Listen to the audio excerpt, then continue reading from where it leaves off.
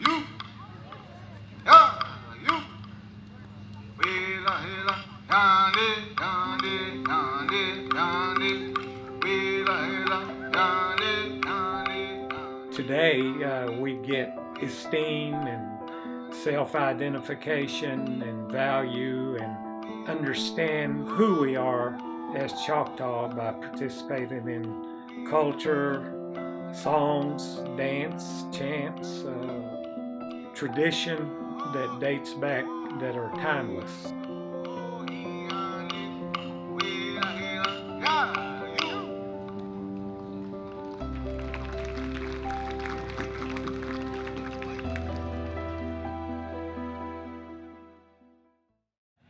In the beginning of our dances, we'll demonstrate and explain meaning of the dances and also the customs and the social structure of the Choctaw dancing and traditions. Well, first of all, Choctaw dancing would be unique from most tribal dances, particularly plains. And some of the things that would be different would be the plain style dancing, you can have an individual dancer. But in the Choctaw, you have group dancing. Choctaw social dancing, it's a fellowship. To me, I identify it as a fellowship because there's not necessarily a ceremony or what we would call Old Testament style of praying. That doesn't necessarily go with it. All of our dances usually are social, therefore we welcome anyone to come from the audience and participate. Even if they never have, then it would be a good way to find out that they can dance and they are part of something. There are about 15 Choctaw social dances today. So the jump dance was always done first to begin the whole event. So this will be the jump dance, and Muffly Billy will be our chanter. As it is told that we come from the earth and that the direction of our dances that we go is counterclockwise. As Choctaws were created and they experienced the earth, and therefore the footwork will be close to the earth. This being said, everything in the natural world will go clockwise. So to show our humility, this is what we do. The direction that we choose to show that we are imperfect.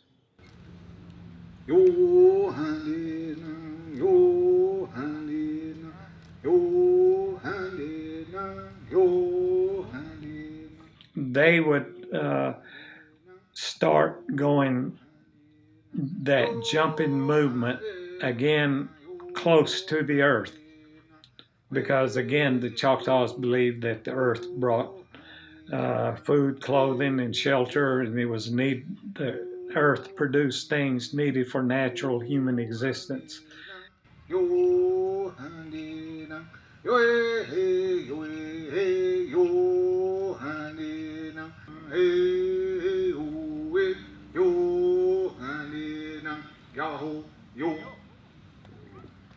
So in the friendship dance, the male and female are side by side. After the chanter indicates for them to change position, which means they face each other, and then they dance facing each other. All the males and females are males on the outside, females on the outside, partnered up.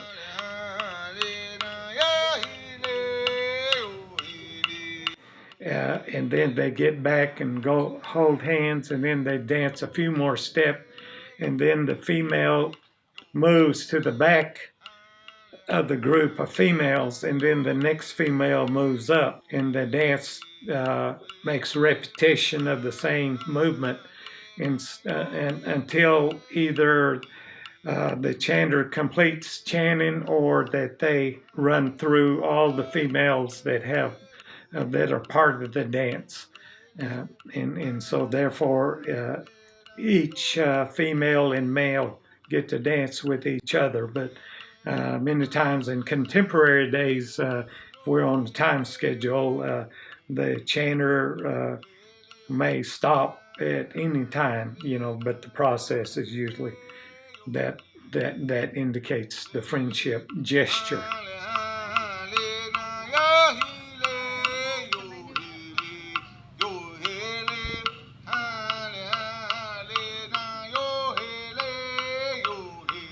Usually this is open to anyone that can join in at any time.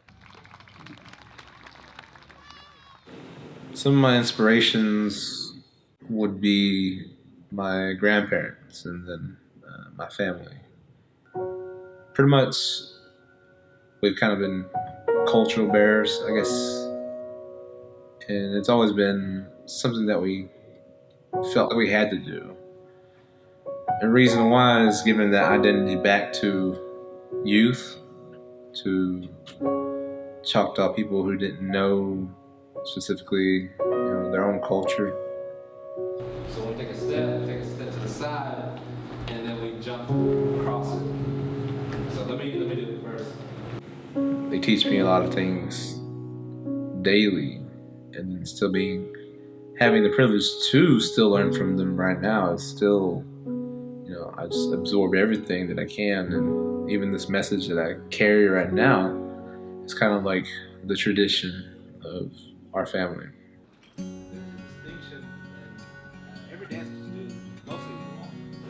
And that's what I keep on doing as I teach associates, as I teach coworkers, teach people in the community, teach my own family, and teach my son to build on that foundation of knowing who we are. Because to me, that's the most inspiring thing. That no one can take this culture away from you. It is yours. It's ours. Those things are kind of what really inspires me to keep on moving forward. Okay. Any questions? Free to go. When the adults would be dancing and they would need a break to rest up and get some water or food and then get back to dancing, then they would take a break, but the dance would continue because they would allow the youth to come out. And in the youth coming out to dance would be that they would first do one of the dances would be the Stealing Partners dance.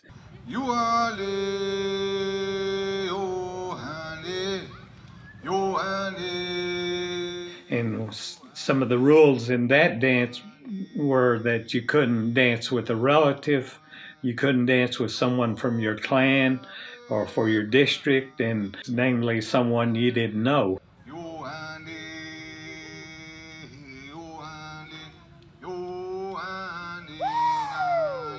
The males, again, would be in the lead and the females group behind them, but again in a counterclockwise manner.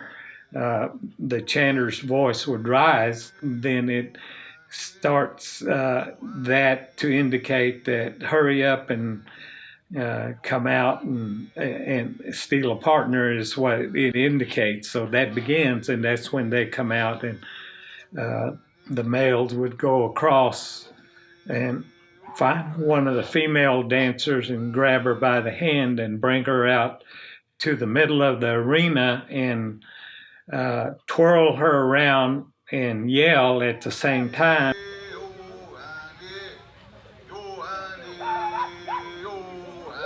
And then they would go back into the place where he occupied.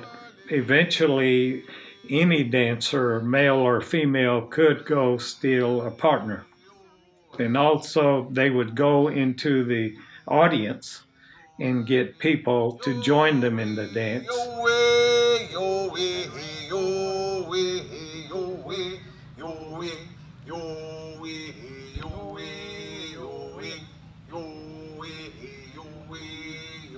This made it a real popular dance, so that people would get to not only enjoy the dance and socialization that evolved from that, and sometimes lifelong friendships developed out of this type of dancing, which was the intent.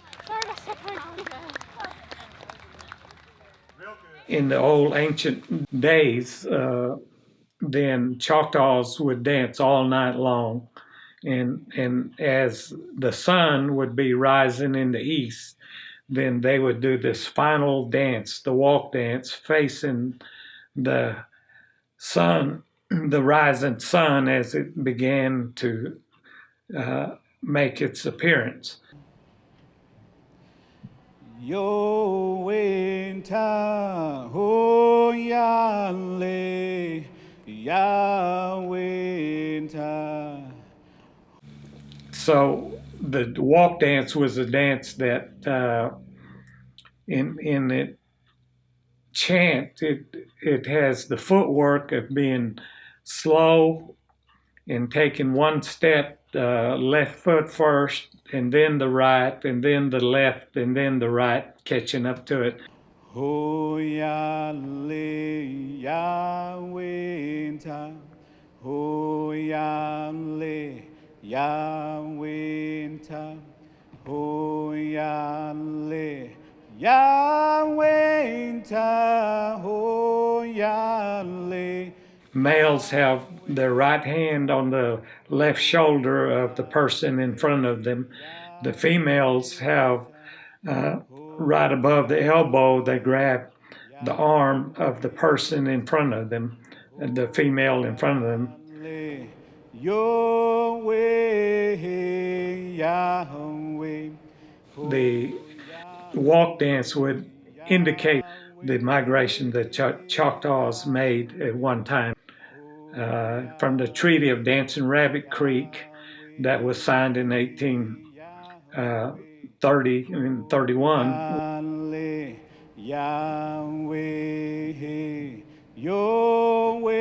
The Choctaws suffered casualties along the trip into Indian Territory, which is now Oklahoma, but the migration would indicate this walk dance. At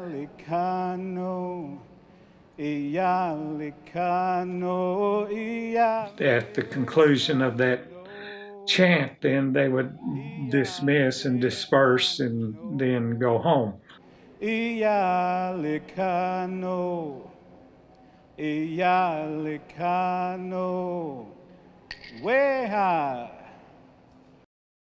You're taking the steps as the same as your ancestors before you.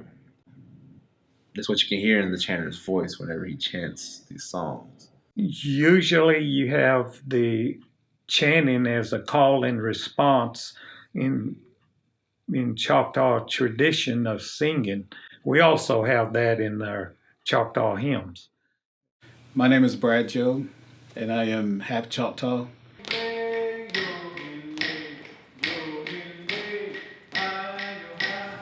I grew up singing Choctaw hymns in my church, and it was at somebody's funeral, one of the co-workers' funeral, that they had asked me to sing a hymn.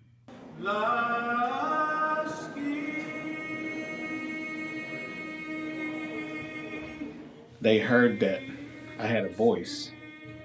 There was just a few people that knew I could sing, so whenever I did that song at the funeral, it was like maybe 2 months later that they were starting at these community meetings, and they were wanting to start up a dance troupe among the employees at the nation.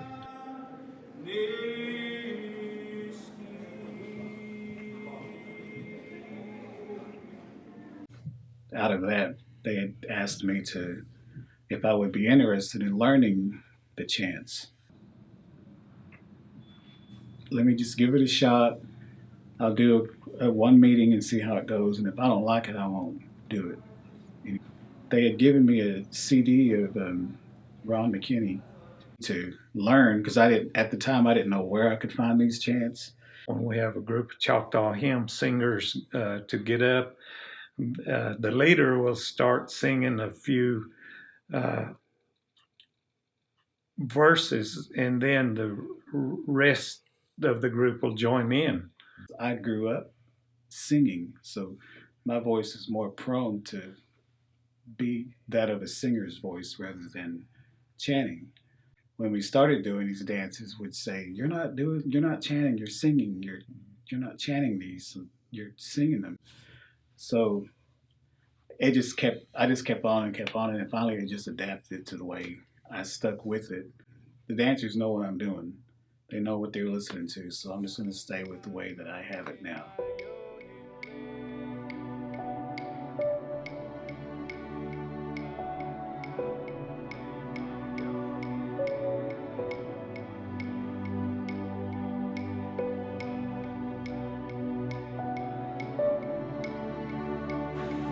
And so without the chanter, we wouldn't necessarily have the tone, a lot of the spirit of the dancing that goes along with it.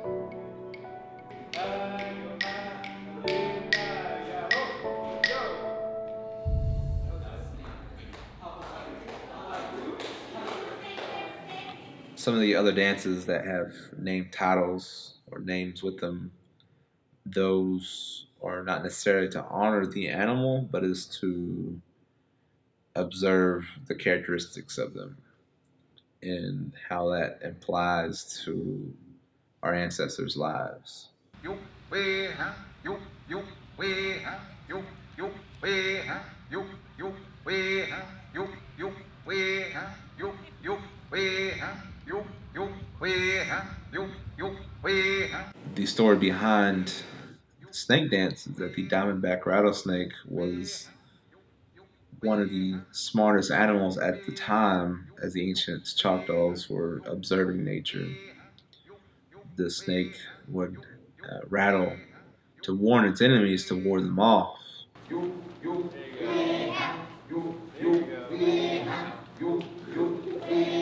On the flip side, if it was to be treaded upon or in danger, then the rattlesnake would come with a fatal blow with a very poisonous venom.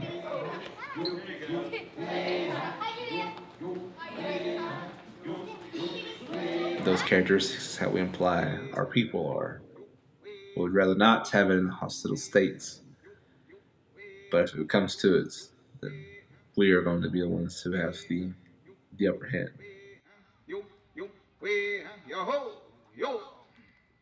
The relationship with that diamond on the diamondback rattlesnake would be a symbol that the Choctaws have utilized, and today we know that we've unearthed pottery that have etchings of diamonds on them that can be thousands of years old. And so today, the natural design of the diamonds are applied because of that. When we see cloth and the clothing, this is where we start to see the diamond applique on.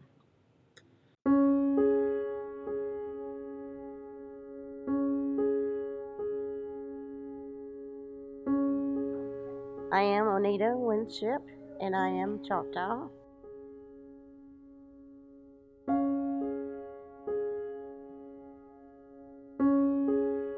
Dressmaking came to me just by reviewing a print of a dress. Since there's no pattern for a dress, I just kind of put one together and then learned as I went along as to what I had done wrong.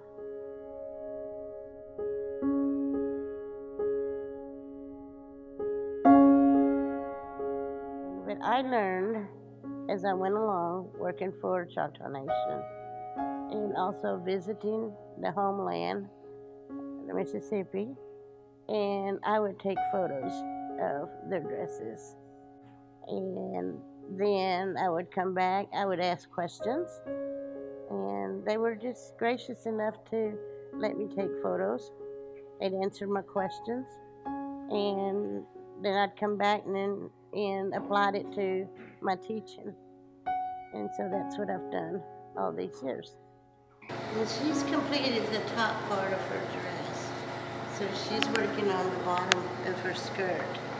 And what they're doing is they're hiding the seams by placing the materials inside the inside, stitching it, rolling this up, and then hand stitch this section so that they have a off enclosed seam. There's no raw edges shown.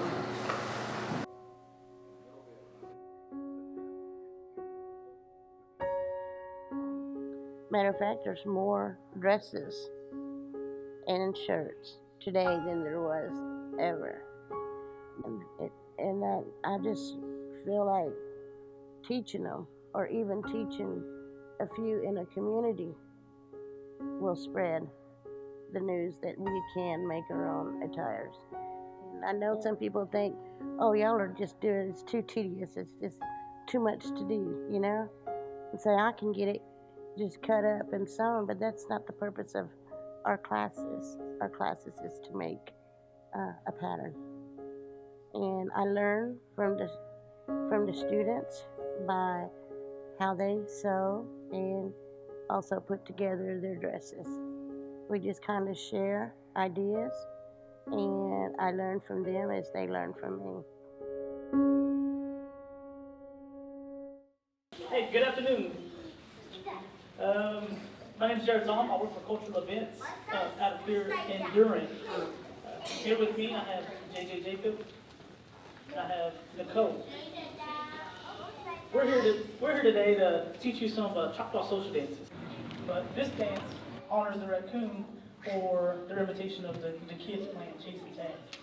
The Choctaws would observe the raccoon going through the cornfield and running through, and they seem to be having fun or playing a little tag or chase.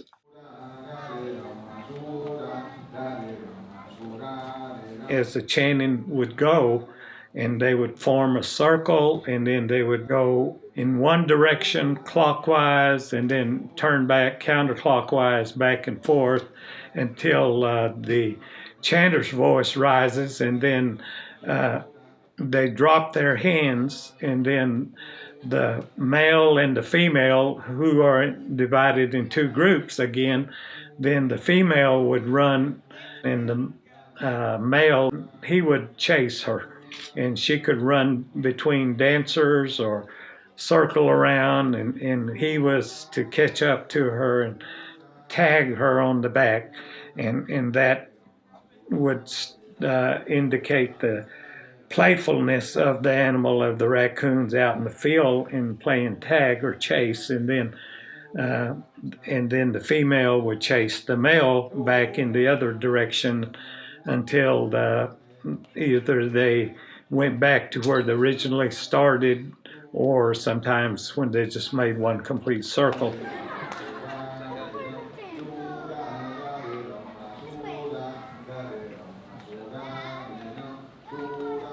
There would be often a lot of humor and laughter going on within that group because, again, this is recognizing the playfulness of the Choctaw reflected in the playfulness of the raccoon as it appeared to them running through the cornfields. So the people that are dancers that are stopped in arm's length and dropping their arms are representing the cornstalk, and the two couples that are running in and out of the people within that circle represent the raccoon at play.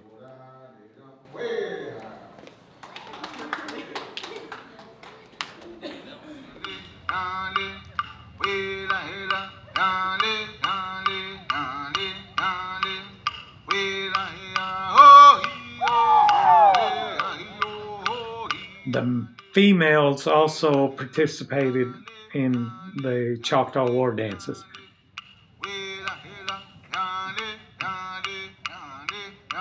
as the chanter's voice rises, then the male turns to the right, towards the right hand side, and makes a yell and gets back into place, makes a circle and keeps in step, and the female keeps dancing forward, gets back into position, and continues on dancing.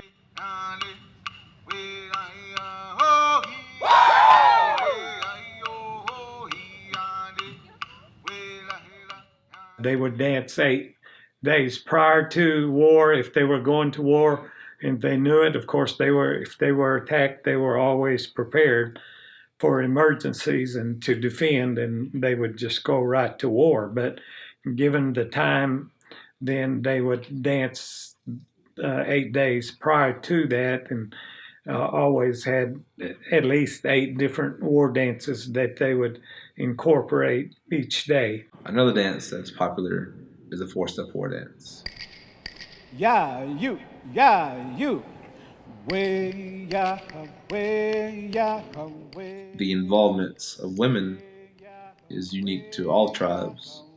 Within our culture, we believe that we come from a matriarchal or matrilineal society. Why yo Yahweh, Yahweh, Yahweh.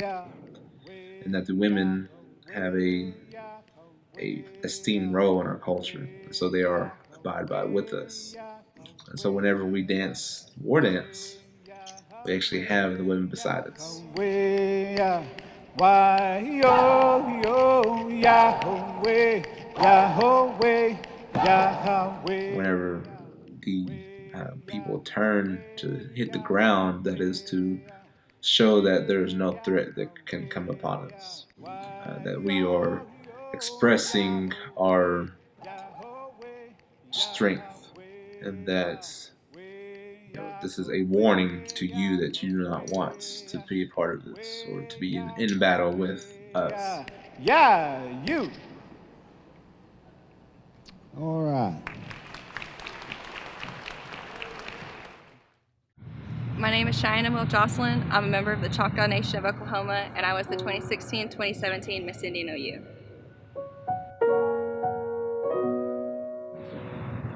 I started learning social dancing because it was another part of my heritage, my being that I didn't know about. Choctaw dancing, stickball, our spirituality, even our language being one of the biggest parts of our culture.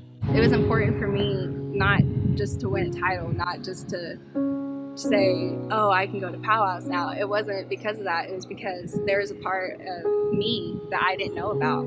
And so this was a way for me to kind of come full circle, to come into the person that I am today and to help grow by learning every aspect of my tribe that I can and my history. And social dancing is a big part of it. And so that's something that I always wear, or think about, and try to strive to use, especially with around Choctaws. And the way I put it is that we can keep on doing these events. We can go play stickball, we can go dance. But if we can't understand what is being told by our elders or by our ancestors, then we are cut off from the rest of the understanding.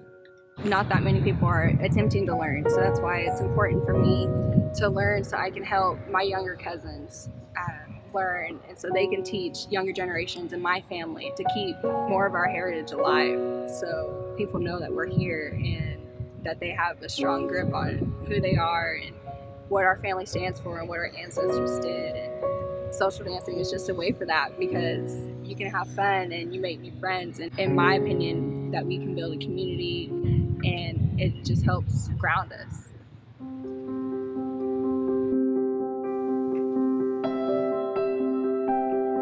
It's like I think of it as looking through, a time warp of, our ancestors was doing this, even though it may look like a performance right now, but in Labor Day Festival, you have all your cousins that come, you have all your family, all your friends that from different areas, you get them to be part of it, and it looks like a performance, but in reality, we're out there talking, we're visiting, we're sharing, you know, what's going on in our lives, or, you know, how our families are doing. And when we dance, it's just something that's unique and it's ours, and that's something that's, you know, pretty powerful to grow, to keep on going.